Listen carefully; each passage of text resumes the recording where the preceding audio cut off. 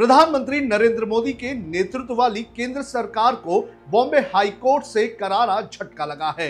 Bombay high court ने केंद्र सरकार के प्रस्तावित फैक्ट चेक यूनिट को संविधान के विरुद्ध बताते हुए इसे निरस्त करने का आदेश दिया है। आपको बता दें कि कॉमेडियन कुणाल कामरा समेत कई लोगों ने इस प्रस्तावित फैक्ट चेक यूनिट के खिलाफ बॉम्बे हाई कोर्ट में याचिका दायर की थी, जिस पर टाई ब्रेकर फैसला सुनाते हुए बॉम्बे हाई कोर्ट के जस्टिस जे.एस. चंदूरकर ने इसे संविधान के विरुद्ध बताते हुए इसे निरस्त करने का आदेश दे दिया है।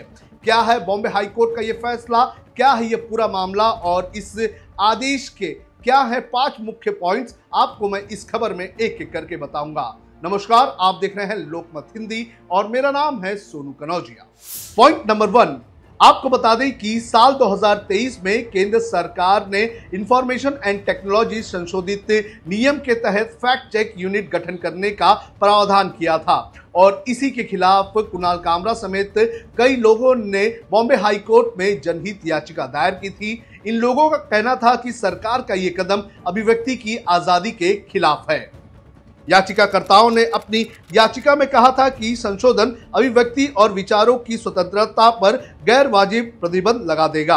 उन्होंने कहा था कि इन प्रावधानों से ऑनलाइन कंटेंट पर सरकारी सेंसरशिप लगाई जाएगी। सरकार को इस बात का अभियोजक यानी कि जज बनने का मौका मिल जाएगा कि ऑनलाइन क्या सत्य पेश किया जाए।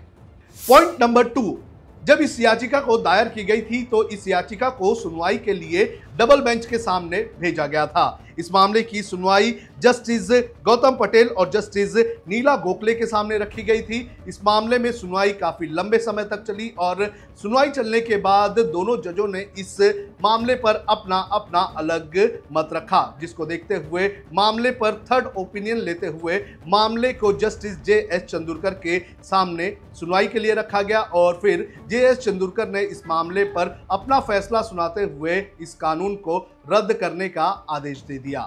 पॉइंट नंबर 3, आपको बता दें कि जस्टिस पटेल और जस्टिस गोखले ने इस मामले पर अपना फैसला 31 जनवरी 2024 को सुनाया था, जिसमें जस्टिस पटेल ने नियमों को निरस्त करने का निर्णय सुनाया था, तो वहीं जस्टिस गोखले ने नियमों को सही बताया था। जस्टिस पटेल ने कहा था कि नियमों में बहुत ज्यादा ही सेंसरशिप लागू की गई है, लेकिन जस्टिस गोखले ने कहा था कि इनका अभिव्यक्ति की आजादी पर बड़ा प्रभाव नहीं पड़ेगा। इस बटे हुए फैसले के कारण ही फैसला तीसरे जज की राय के लिए भेजा गया था और फिर तीसरे जज ने इसकी सुनवाई शुरू की।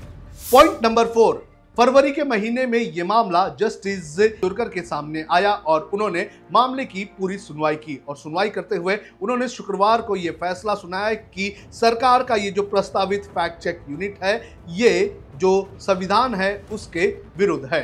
उन्होंने अपने फैसले में कहा कि नई फैक्ट चेक यूनिट के गठन से भारत के संविधान के अनुच्छेद 14 यानी कि समानता के अधिकार, अनुच्छेद 19 अभिव्यक्ति की स्वतंत्रता और अनुच्छेद 19(1)(g) पेशा चुनने की स्वतंत्रता और अधिकार का उल्लंघन है।